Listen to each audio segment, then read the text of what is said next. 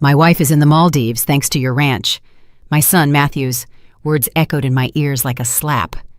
I had just returned from 3 weeks of recovery from a surgery that could have cost me my life, and my own son greeted me with this joke. I stood there on the threshold of my own home, watching Matthew's mocking smile as he told me how he had sold one of my properties to finance Sophia's luxurious honeymoon. My daughter-in-law, that woman who never worked a day in her life, was enjoying paradise beaches with money from my sweat and sacrifice. Then I did something I didn't even expect myself. I laughed, a deep, genuine laugh that came from the bottom of my chest.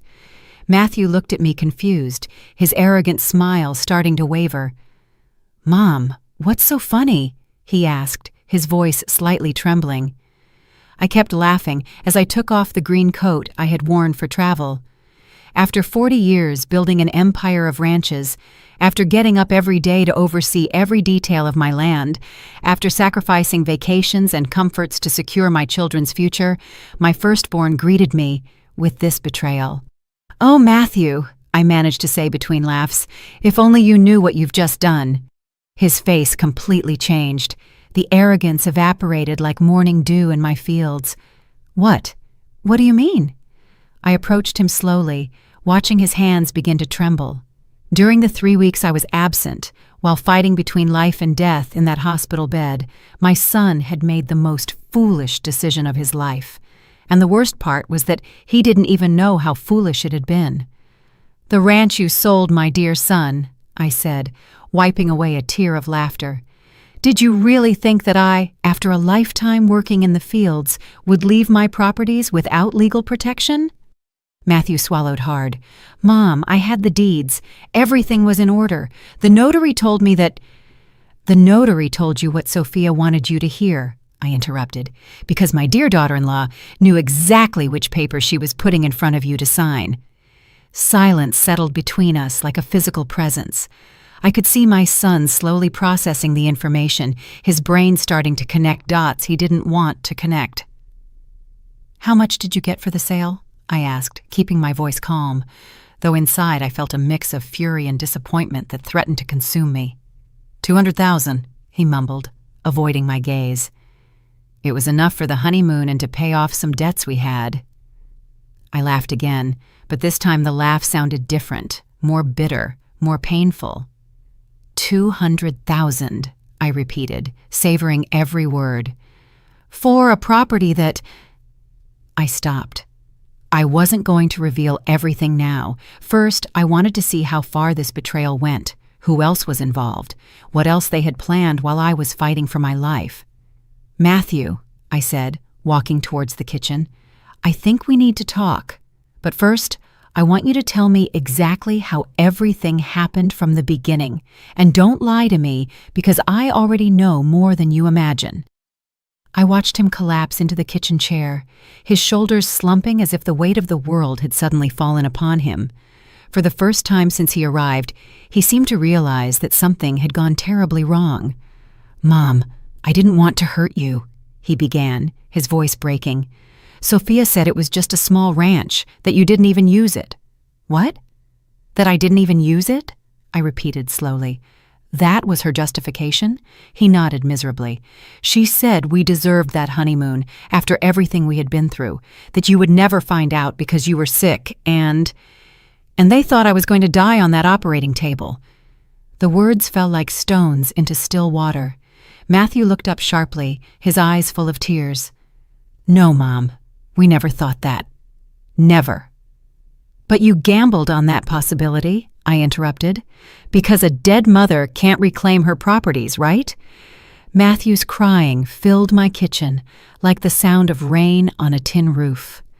Thick tears rolled down his cheeks as he shook his head again and again, as if he could undo what he had done with sheer willpower.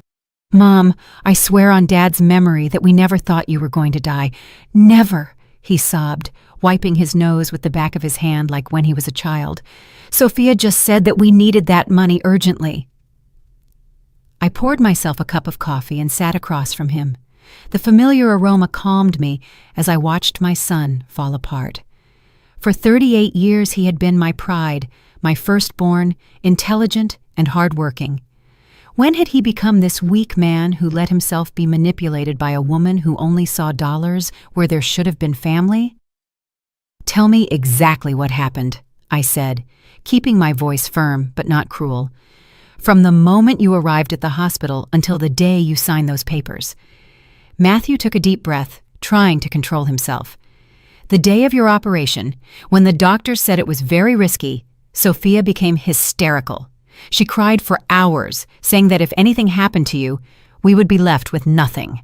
"Nothing?" I repeated, raising an eyebrow. "Don't you two have your own jobs, your own money?" "Yes, but Sophia said that with the wedding expenses and everything we had invested in the house, we were financially drowning, and the honeymoon we had dreamed of was impossible with our income." I took a sip of coffee, savoring its bitterness. "So you decided that my property was the solution to your financial problems?" "It wasn't like that!" he shouted, banging his fist on the table. "Sophia researched, she went to the notary, she reviewed the documents, she spoke with lawyers. She showed me that you had 8 properties registered in your name and that one of them, the San Miguel Ranch, was the smallest and the least productive." San Miguel. The name resonated in my chest like an alarm bell. Of course they had chosen San Miguel, the property that seemed the least important on paper, the one anyone without knowledge of the business would have considered expendable. "And you didn't investigate anything on your own?" I asked, feeling the disappointment slowly turn into something more dangerous. "I trusted my wife," he mumbled, avoiding my gaze. "She has a degree in administration. Mom, she knows about these things better than I do." Sophia studied business administration, not land administration, I reminded him. "There's an abysmal difference between managing an office and understanding the real value of a ranch." He remained silent, processing my words. I could see the wheels turning in his head, beginning to understand the magnitude of what he had done. "Continue," I ordered him. "How did you get the documents? How did you manage to sell without my authorization?" Sophia said she had a contact at the notary's office, someone who knew the process for medical emergency cases. When a person is in surgery and there's a risk to their life, apparently the closest relative can make financial decisions if they have power of attorney. Power of attorney? The words left my mouth like ice. "When did I give you power of attorney?" Matthew paled even more, if that was possible. "Sophia said that you had signed it years ago as a precaution, that it was in a safety deposit box, along with your will." The lie was so blatant, so perfectly constructed, that I had to admire my daughter-in-law's cunning. For 2 years she had been married to my son. For 2 years she had been the perfect submissive and grateful wife. And all that time she had been studying, planning, waiting for the perfect moment to strike. "Did you see that document?" I asked him. "Sophia showed it to me. It had your signature and everything." "Your wife forged my signature." "No, well, I don't know. It looked real. She said it was a legal document you had prepared in case something happened to you." I got up from the table and walked to the window. My lands stretched to the horizon, acres and acres of hard work and sacrifice. Every tree planted with my own hands, every fence built with my sweat, every animal raised with my dedication.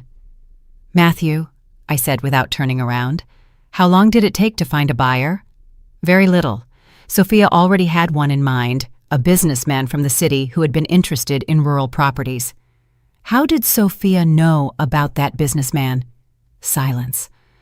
A silence that stretched so long that I finally turned to look at him. Matthew had his head in his hands, his shoulders trembling. "How did Sophia know about that businessman?" "Matthew." She had been in contact with him since before the surgery," he finally confessed. "She said it was just out of curiosity, to know the market value of the properties." The final piece of the puzzle clicked into place. Sophia had not acted on impulse during my surgery. She had been planning this for months, perhaps years. My illness had simply been the perfect opportunity she was waiting for. "And where is my dear daughter-in-law now?"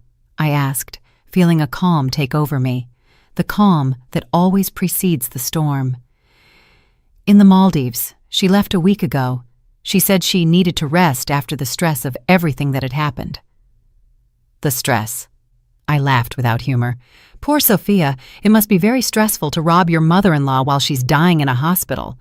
Mom, it wasn't theft. It was a legal sale. We have all the papers, all the signatures. All my signatures? I interrupted him. Matthew froze.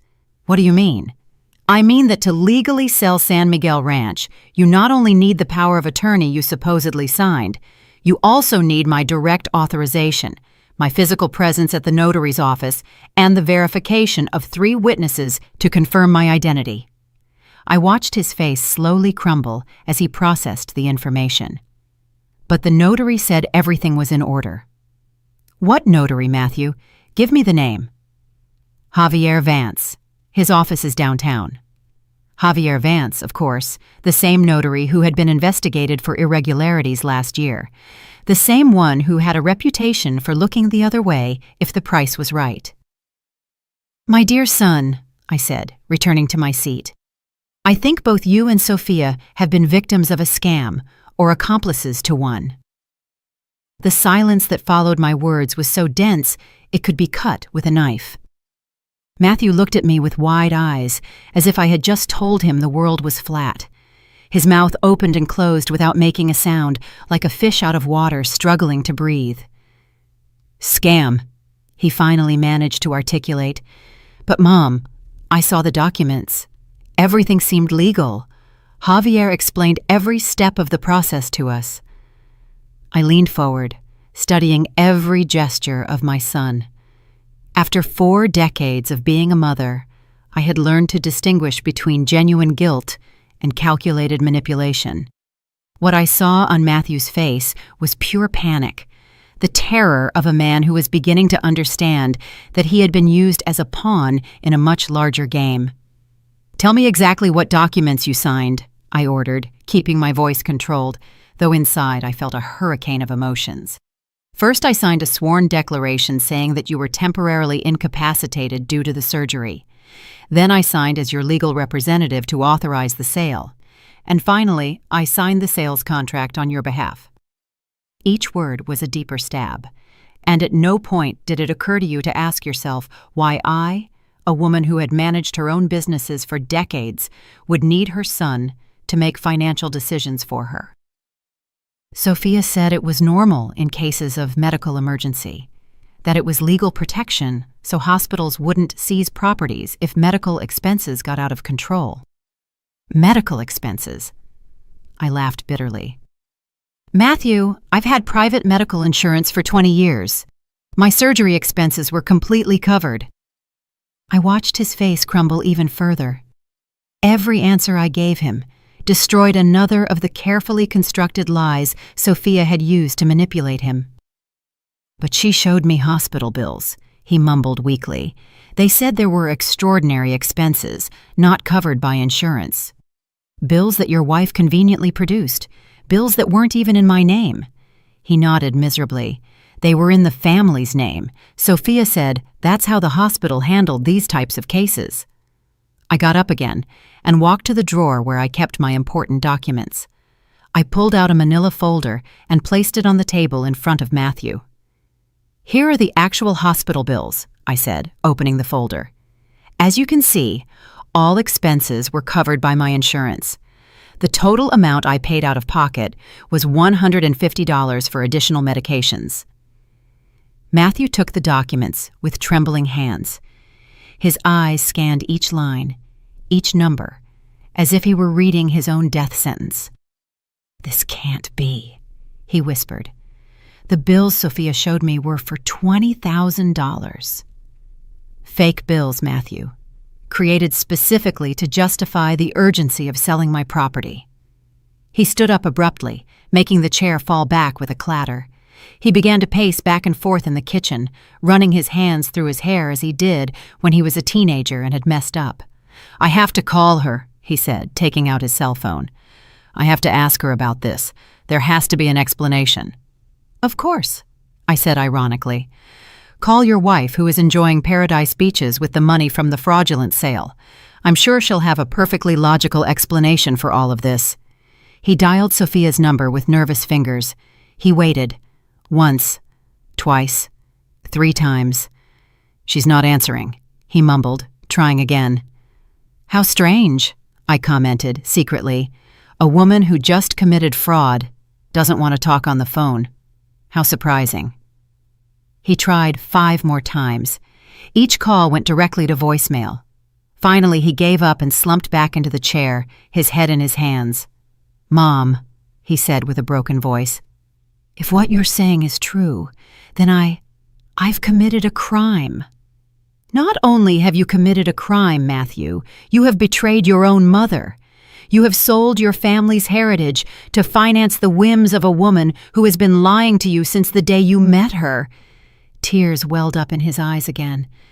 "What am I going to do? How am I going to fix this?"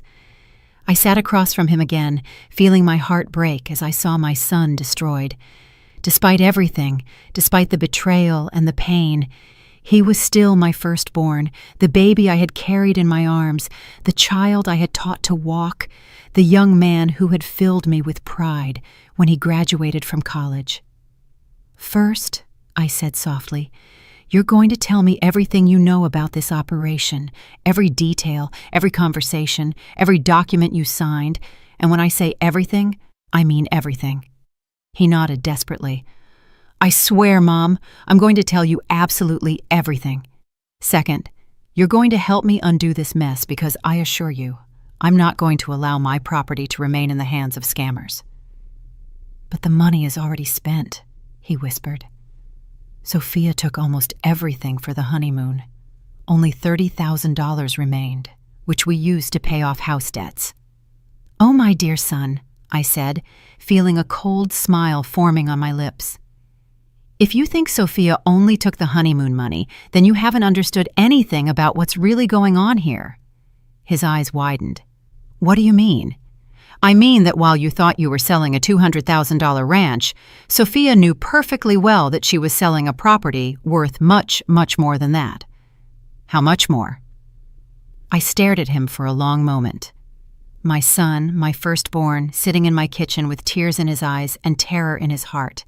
The time had come for him to know the full truth, the truth that would change everything forever. "Matthew," I said slowly, "the San Miguel Ranch is not just any property. It's not just land for cattle or crops." "Then what is it?" "It's the heart of my entire empire. Beneath that seemingly insignificant land are 3 underground water wells that supply the entire region. Furthermore, it has lease agreements with 5 different companies that pay $200,000 annually just for the right to use that water." I watched his face completely lose color. $200,000 a year, Matthew, every year for the past 8 years, and those contracts are valid until 2035. He clutched the edge of the table as if he were about to faint.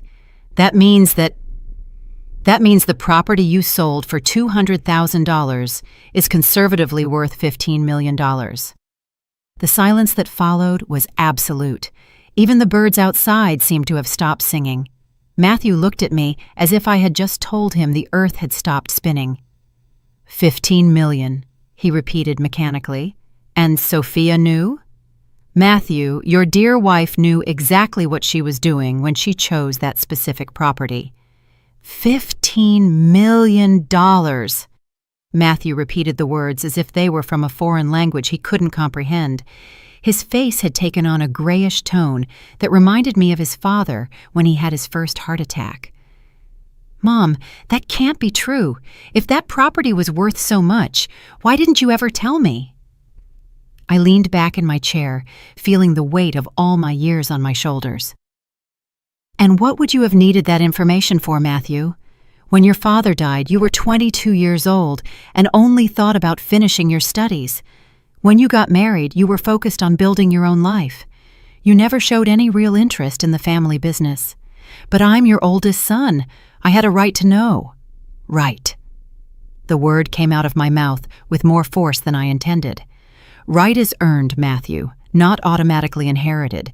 Your brother Hudson has been working with me for 5 years, learning every aspect of the business. He does know the real value of each property." I watched something change in his expression, a mixture of jealousy and resentment that I recognized immediately. It was the same face he used to make when we were children, and Hudson received attention that he considered his by birthright. "Hudson knows about the water contracts?" he asked, his voice tense.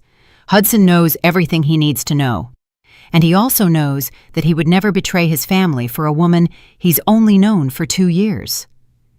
Matthew stood up violently, spilling coffee across the table. "That's not fair. I didn't know Sophia was lying to me." "Seriously, Matthew?" I stood up too, feeling the patience I had maintained throughout the conversation begin to crack. "Seriously, are you going to stand in my kitchen after selling my most valuable property behind my back and complain about me being unfair?" "I thought I was doing the right thing. I thought I was helping you." "Helping me?" The laugh that came from my throat sounded more like the growl of a wounded animal. "How exactly were you helping me by selling my land without my knowledge? How were you helping me by allowing your wife to forge legal documents? I didn't know they were fake." "Because you didn't want to know," I finally yelled, feeling years of repressed frustration rise to the surface. "Because it suited you to believe Sophia's lies rather than ask the difficult questions. Because it was easier to take the money and look the other way than to face reality." Matthew recoiled as if I had slapped him. His eyes filled with tears again, but this time there was something different in them. It was no longer just guilt and panic. Now there was a deeper desperation, the terror of a man who was beginning to understand that he had lost everything. "Mom," he whispered, "please tell me what I can do to fix this. Tell me how I can regain your trust." I turned to the window, looking at the lands I had built with my own hands. Every acre represented years of hard work, sacrifices, sleepless nights planning my family's future. And now, because of my own son's stupidity, everything was in jeopardy.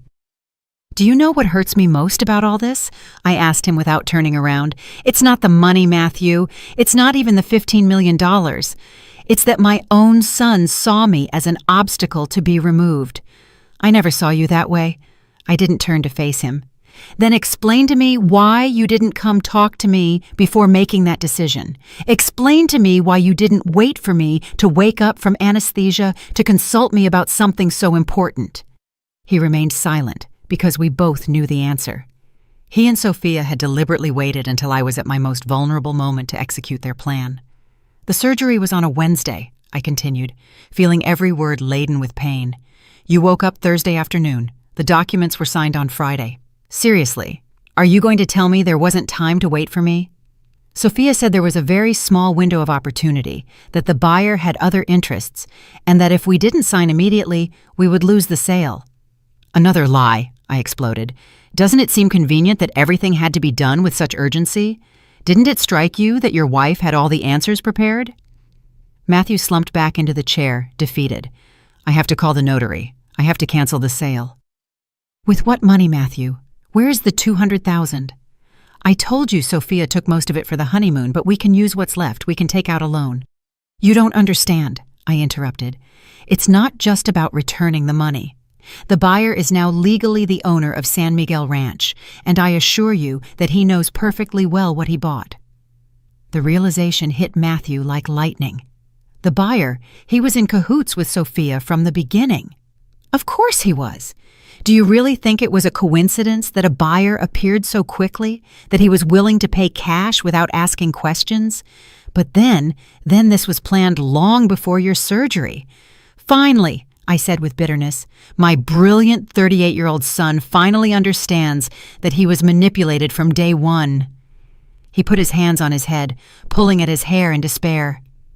"What am I going to do? How am I going to live knowing that I destroyed my own family?" "That's a question you'll have to answer yourself," I told him, feeling something harden in my chest. "But before you start feeling sorry for yourself, there's something else you need to know." He lifted his head, and the terror in his eyes told me he knew the worst was yet to come. "What else?" he asked, his voice breaking. "Sophia is not in the Maldives on her honeymoon, Matthew." "What do you mean?" I mean that while you stayed here crying and feeling guilty, your dear wife flew directly to the Cayman Islands. Do you know why?" He shook his head, though I think deep down he already knew. "Because that's where she opened an offshore bank account 3 months ago, an account where she deposited not $200,000, but $2 million. The silence that followed was absolute. Matthew looked at me as if I had just told him that gravity had stopped working. $2 million, he repeated mechanically. The buyer paid her $2 million directly. The $200,000 you got was just the tip she decided to share with you to keep up appearances." I watched his world completely fall apart. Everything he thought he knew about his marriage, about his wife, about his own life, evaporated in an instant. "How? How do you know all this?" he finally managed to ask. I finally smiled for the first time since this conversation began, but it wasn't a pleasant smile, because, my dear son, while you blindly trusted Sophia's lies, I had already been investigating your wife for 6 months. "Investigating Sophia?" The words left Matthew's mouth as if it were the first time he had ever uttered them. "Why were you investigating my wife?" I walked to the kitchen cabinet and took out a second folder, much thicker than the first. I placed it on the table with a thud that echoed through the room. Matthew looked at it as if it were a bomb about to explode. "Because I didn't get to 68 years old by being naive, son," I told him, opening the folder slowly. "And because a woman who appears out of nowhere, marries my millionaire son after 6 months of dating, and never shows genuine interest in getting to know the family, always raises my suspicions.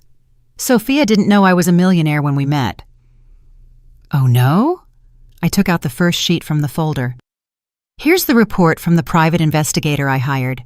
Gloria Blackwood, ex-spy, specialist in marital fraud cases. Do you want me to read what she discovered about your dear wife?" Matthew's face had turned the color of wax.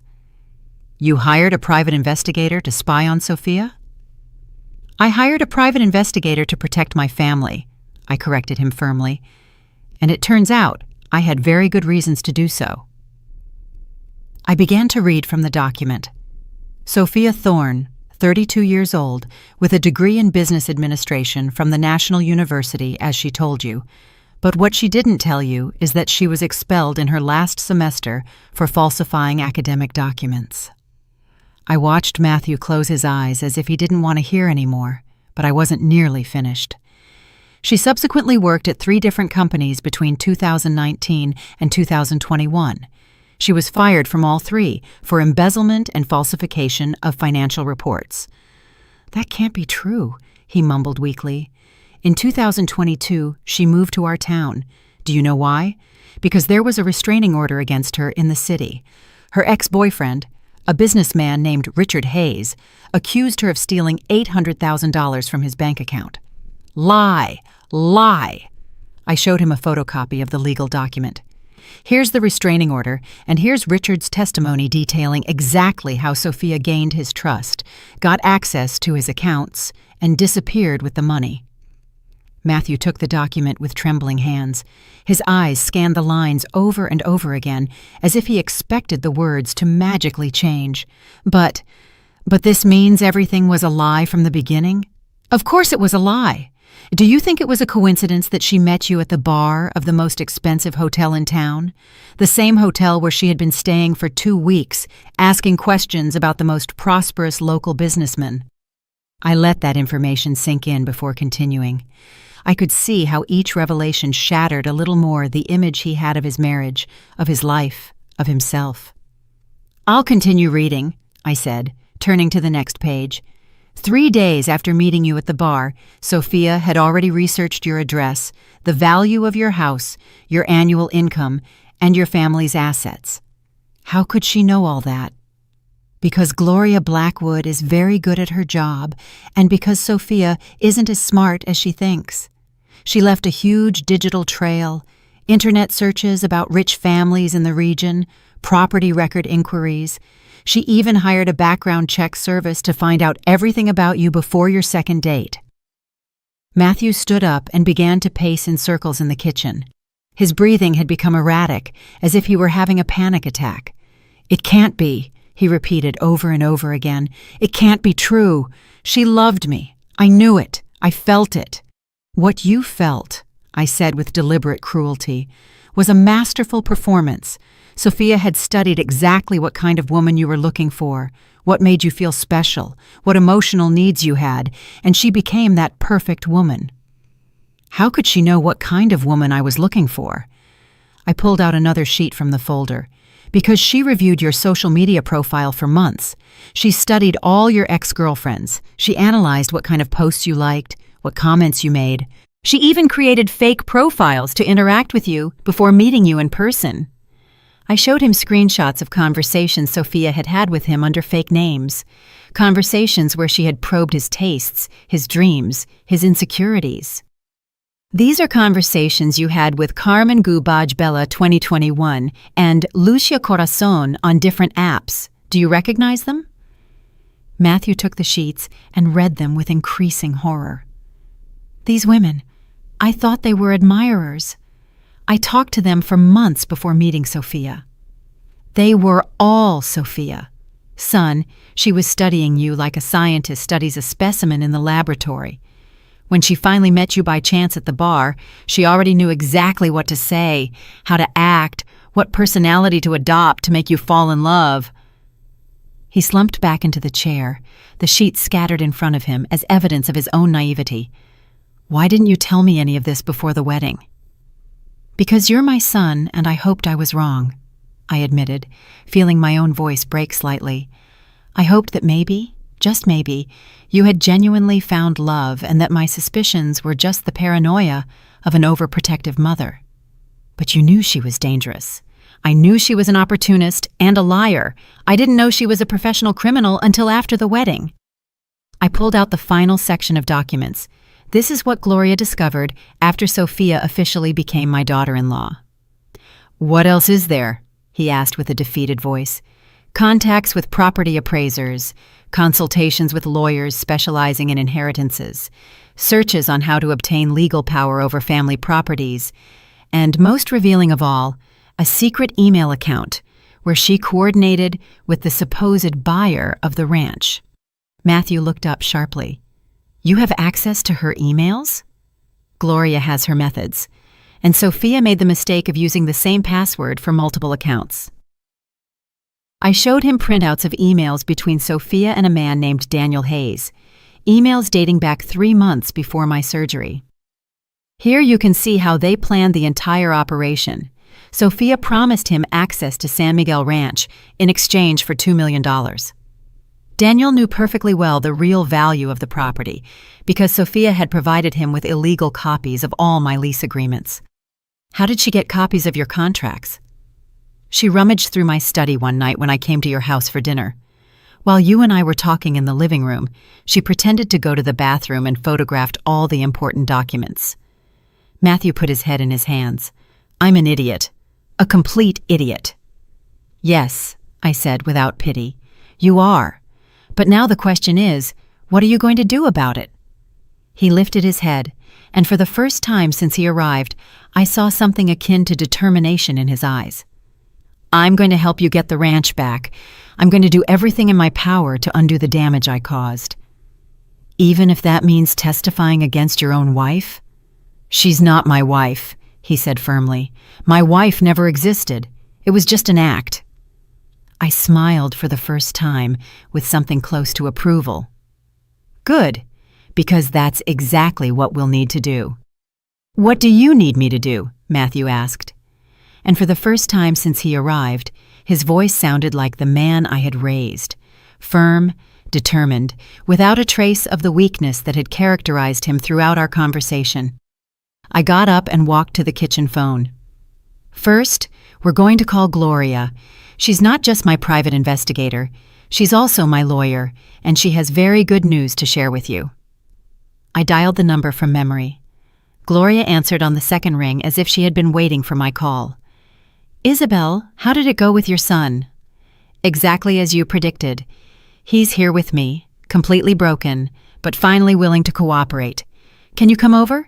It's time to put the plan into action. I'll be there in 20 minutes.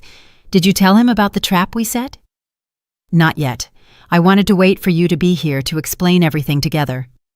"Perfect. I'm on my way."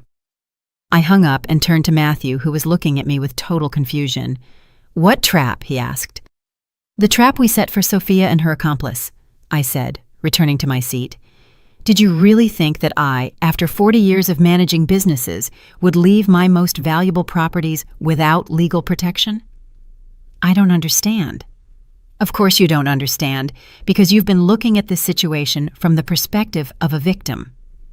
But I was never the victim in this story, Matthew. I was always the hunter." I watched him process my words, his expression slowly changing from confusion to something akin to awe. "You're telling me you knew what was going to happen?" "I didn't know exactly when they would strike, but I knew they would. Gloria and I have been preparing this trap for months." "What kind of trap?" I smiled, feeling for the first time in weeks that I was in complete control of the situation. "The kind of trap that turns hunters into prey." Before he could respond, we heard the sound of a car coming up the driveway.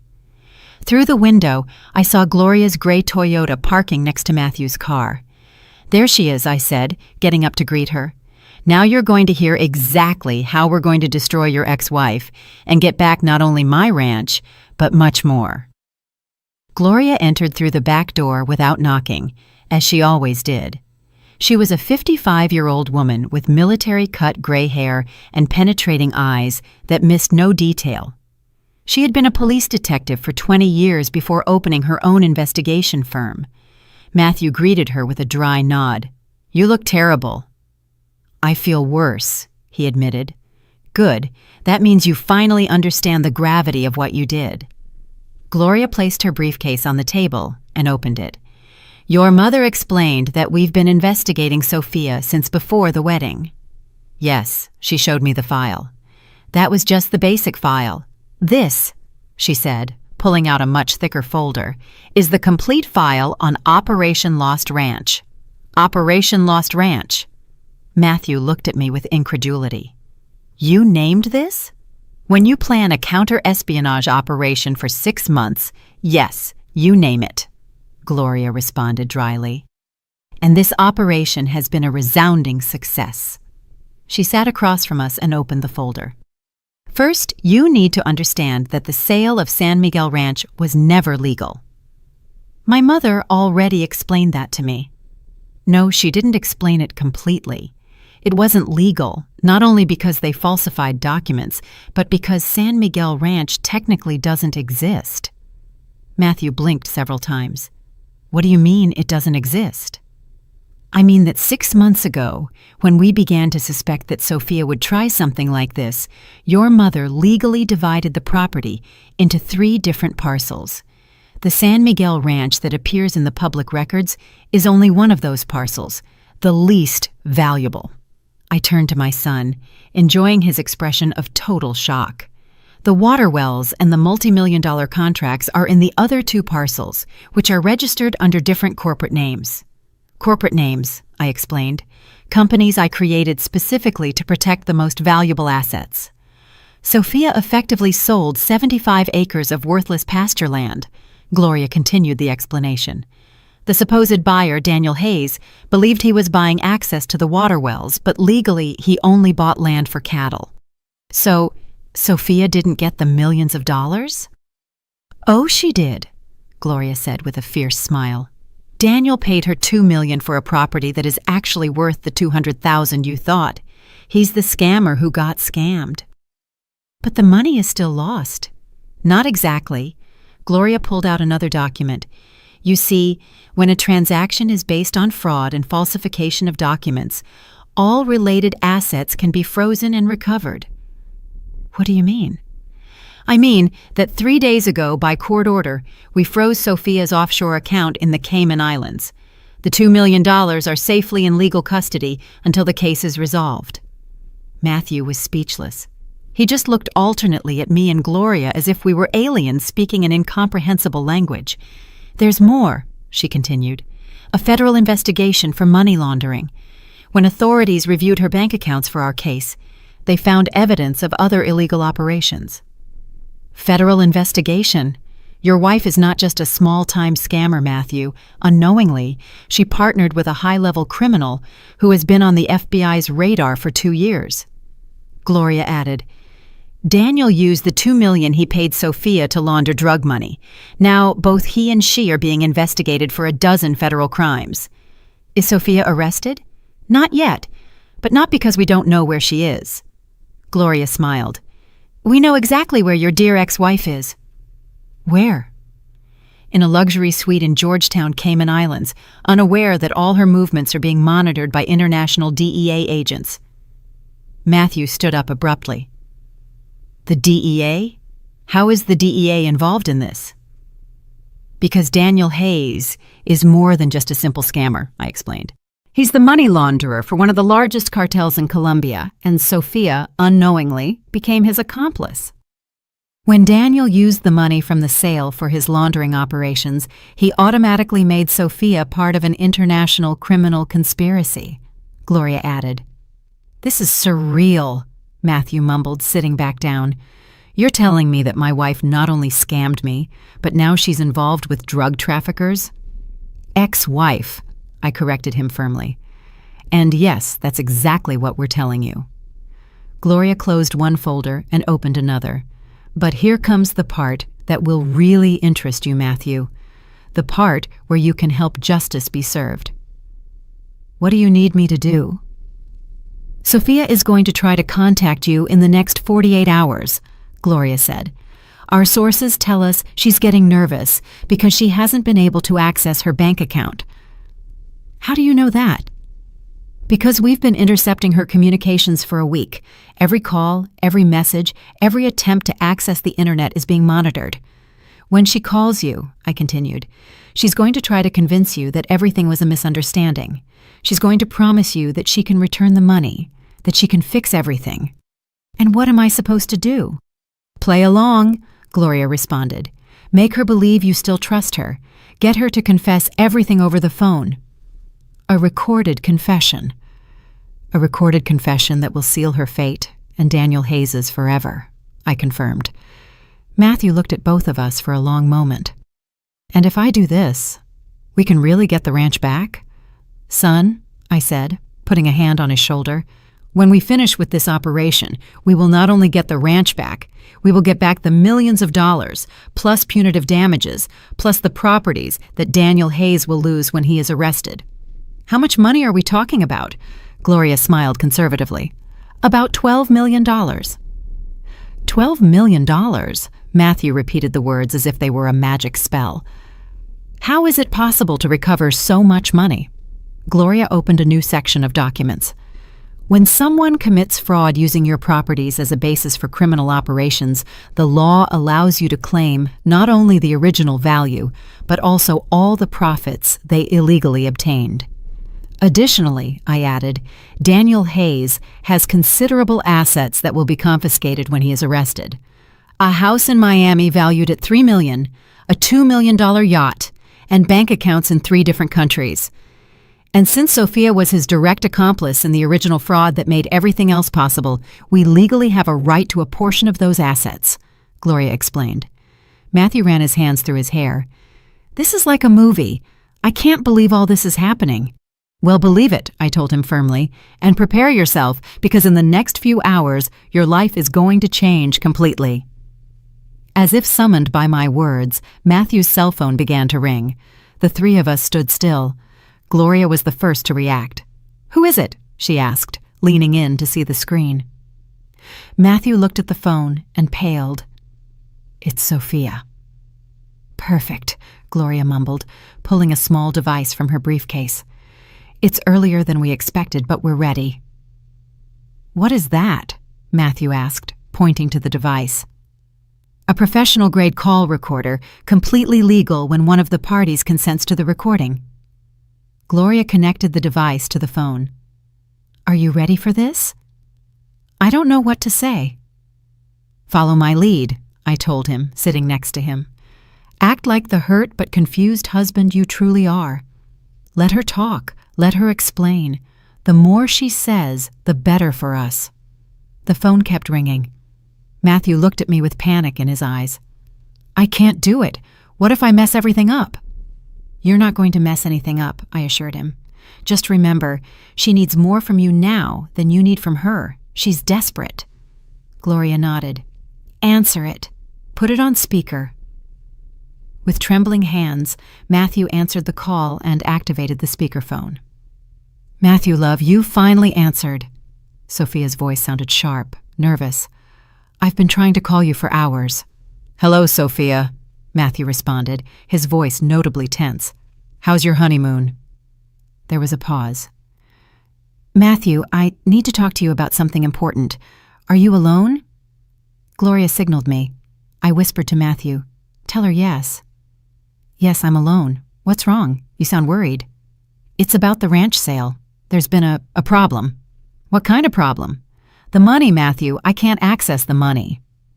I exchanged glances with Gloria, exactly as we had predicted. What do you mean you can't access the money? Matthew asked, following our script. The bank account is blocked. The bank says there's an ongoing investigation, but they won't explain what it's about. What bank account? Matthew asked the perfect question. Another longer pause this time. Matthew, there's something I didn't tell you about the sale money. What didn't you tell me? The buyer. He wanted to make the payment differently for tax reasons, you understand? He asked me to open a special account to receive the money. Gloria smiled and gave a thumbs up. Sophia was digging her own grave. A special account? Matthew pressed. In the Cayman Islands. But it's completely legal, love. It's just a way to handle large transactions. Sophia, how much money is in that account? Silence. A silence so long I thought the call had been cut off. Sophia, are you still there? Yes, I'm here. Matthew, I need you to trust me. There's more money than I originally told you.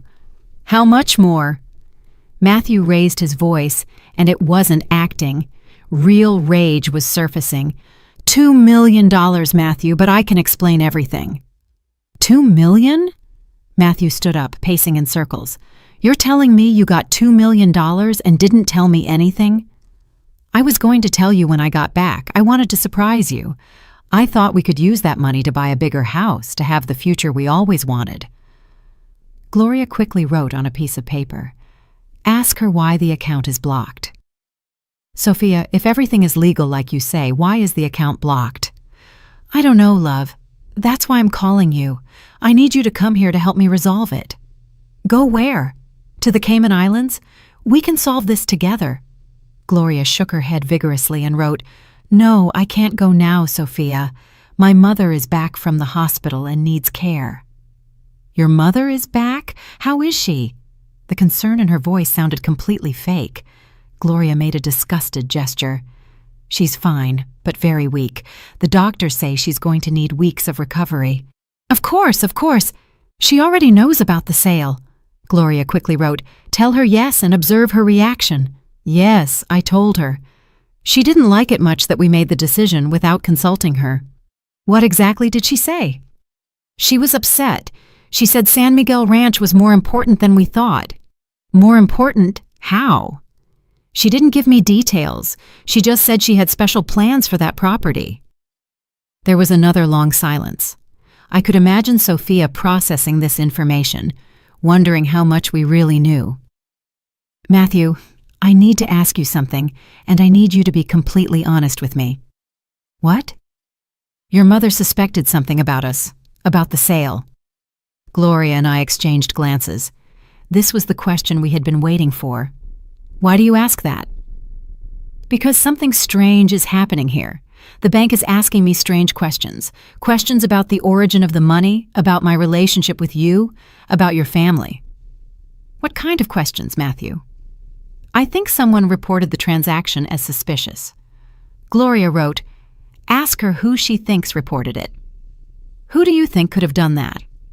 Only one person I can think of who has so much knowledge about our affairs and so much power to cause problems. Who? Your mother, Matthew.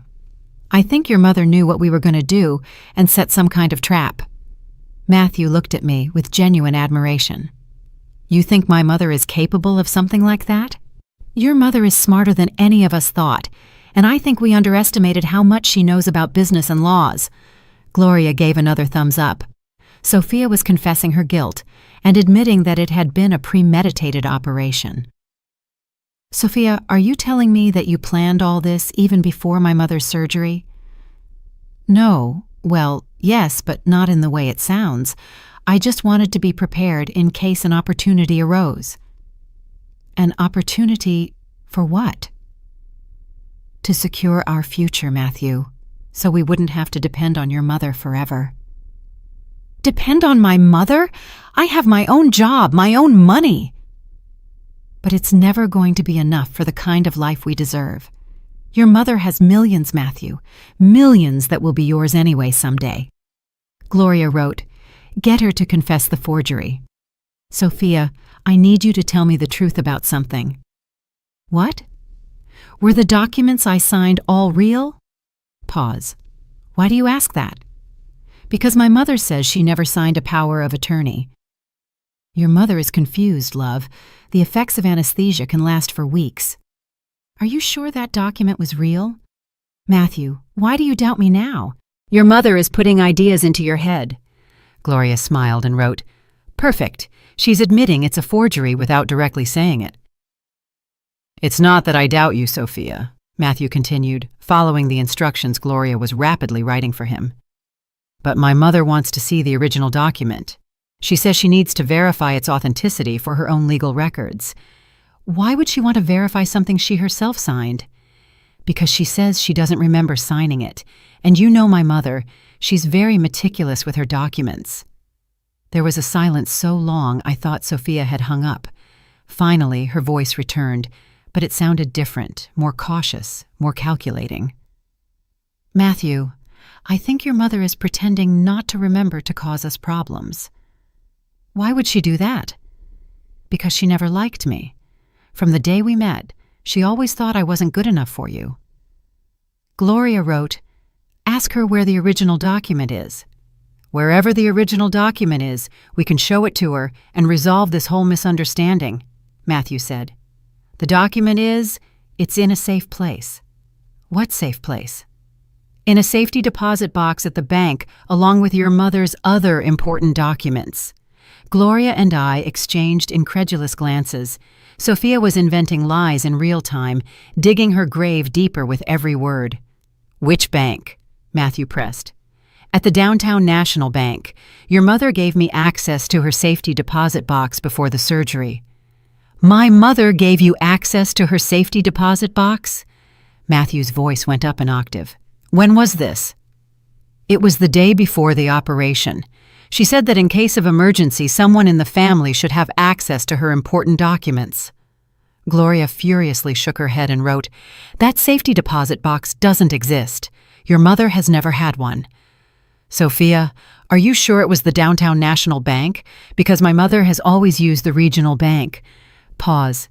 "Yes, you're right. I got confused. It's the regional bank." "And you have the keys?" "Yes, I have a copy of the keys." Gloria shook her head negatively and wrote, "Lie after lie, keep pressing." "Could you go to the bank tomorrow and bring the document so we could show it to my mother and resolve everything?" "Matthew, I can't go back now. I have to solve this problem with the bank account first." "What problem exactly? If everything is legal, it should be easy to resolve." "It's complicated, love. The bank is asking questions about Daniel, the buyer." "What kind of questions about Daniel?" "Questions about his financial history, about his other transactions. It seems he's being investigated for something." Gloria smiled and gave a double thumbs up. Sophia had just admitted that she knew Daniel had legal problems. "Investigated? For what?" Matthew asked. "I'm not sure. Something about irregularities in his businesses." "Sophia, did you know about these irregularities when you made the deal with him?" "Of course not. How would I know?" Gloria wrote, "Ask her how she met him." "How exactly did you meet Daniel?" "I told you before. I had contacts in the real estate sector." "But how did you meet him specifically?" Through a mutual friend." "What friend?" "Someone I met at my previous job." "Which job?" I thought you had worked in administration at a small company. Another long pause. Yes, that's correct. Then how did that job connect you with someone who knows buyers of multi-million-dollar ranches? Matthew, why are you interrogating me like I'm a criminal? I'm not interrogating you. I'm just trying to understand how we got into this situation. The situation is simple. I made a good deal. The money is temporarily blocked for bureaucratic reasons, and your mother is trying to cause problems because she doesn't like that we made independent decisions. Gloria wrote, "Get her to admit how much she knew about Daniel." Really, Sophia, I need you to be completely honest with me. How long have you known Daniel? Why is that important? Because if this deal turns legal, I need to know all the details. I met him a few months ago, maybe 4 or 5. 4 or 5 months? But you didn't say you contacted him when Mom got sick. Yes. Well, I had talked to him casually before about the property market in general. Did you talk specifically about my mother's properties? Maybe I mentioned that your family had land in the region. Gloria wrote, "Perfect. Admission of premeditation. And he showed specific interest in my mother's land? He showed interest in rural properties in general. Sophia, did you specifically tell him about San Miguel Ranch? I might have mentioned it. When did you mention it? I don't remember exactly when. Was it before or after Mom was scheduled for surgery?" Total silence. A silence that stretched so long that Matthew looked at the phone to make sure the call hadn't been cut off. "Sophia, I'm here. Was it before or after the scheduled surgery?" "Matthew, I don't see why those details are important now. They're important because I need to understand if this was planned or if it was a spontaneous decision." "It was an opportunity that arose during a family crisis, nothing more." Gloria wrote, "Ask her about the $2 million versus the $200,000. Sophia, there's something I don't understand about the money." "What don't you understand?" "You told me the property sold for $200,000, but now you say there are $2 million in the account." "I already explained that. The buyer offered more money than the original." "When did he offer more money? Before or after signing?" "After, when he saw the property and realized its true value." "Its true value? What specific value did he see that we hadn't seen?" "Matthew, why are you pressuring me so much? You should be happy that we got more money than expected." "I'm trying to understand why my mother says that property is worth much more than $2 million. Much more? What do you mean?" "She says that ranch has special contracts that make it worth more than $15 million. The silence that followed was deafening. I could imagine Sophia on the other end of the line, her mind furiously working, trying to decide what to say. "That's impossible," she finally said. "Your mother is exaggerating to scare you." "Are you sure? Because she seems very sure of her numbers." "Matthew, your mother is trying to manipulate you to turn you against me. Or maybe you manipulated me into selling something that was worth much more than I thought. I would never do that. Then how do you explain that Daniel was willing to pay $2 million for something that apparently was only worth $200,000? He must have seen potential that we didn't see. Or maybe he knew exactly what he was buying because you gave him information that I didn't have." "Matthew, are you being paranoid?" "Am I paranoid, or am I finally starting to see the truth?" Sophia's voice changed completely. It became cold, calculating. The mask had finally fallen. "You know what, Matthew? I think your mother has completely brainwashed you. You're acting exactly as she wanted." "As she wanted?" "Yes. She knew this was going to happen. She knew that when you found out about the full amount of money, you would suspect. She planned everything to turn you against me." Gloria wrote, "Keep pressing. She's about to confess everything." "Sophia, are you telling me that my mother knew beforehand what you were going to do?" "Your mother is more cunning than any of us thought." "What do you mean, any of us? Who else is involved in this?" Pause. "No one else. Just us. Us includes Daniel. Daniel is just the buyer. A buyer who coincidentally had $2 million in cash available for a purchase that was decided in 3 days. Serious investors always have capital available." "Sophia." Matthew said, his voice now completely firm. "I think it's time you told me the complete truth." The complete truth? Sophia's voice had turned poisonous. All trace of the sweet, worried wife had disappeared. "You want the complete truth, Matthew? Okay, I'm going to give you the complete truth." Gloria and I leaned forward. After months of investigation and planning, we were finally going to hear a full confession. "The truth is, your mother was right from the beginning. I knew exactly what I was doing. I knew the real value of that ranch even before I married you." Matthew stood motionless, as if he had received an electric shock. "Since before we got married?" "Since before I met you, dear husband. Do you really think it was a coincidence that I appeared in that specific bar, on that specific night, dressed exactly the type you like, Sophia? I spent 3 months studying you before our first encounter. I knew you went to that bar every Friday after work. I knew you had just broken up with your ex-girlfriend. I knew you had a tendency to fall in love quickly with women who seemed vulnerable and independent at the same time." Gloria touched my arm and whispered, "This is better than we expected." "Everything was a lie?" Matthew asked, his voice breaking. "Not everything. I enjoyed some moments with you. You're a good man, Matthew, too good, too trusting, too easy to manipulate. And the marriage was necessary to gain legal access to your family's documents. A girlfriend can ask many curious questions, but a wife has legal rights." Matthew looked at me with tears in his eyes. I nodded silently, giving him strength to continue. "How long had you been planning to steal the ranch?" "It wasn't theft, it was smart business, and I'd been planning it since the day I married you. Your mother's surgery just accelerated the timeline." "How did you know about the water contracts?" "Because unlike you, I thoroughly investigated your family's assets before joining it.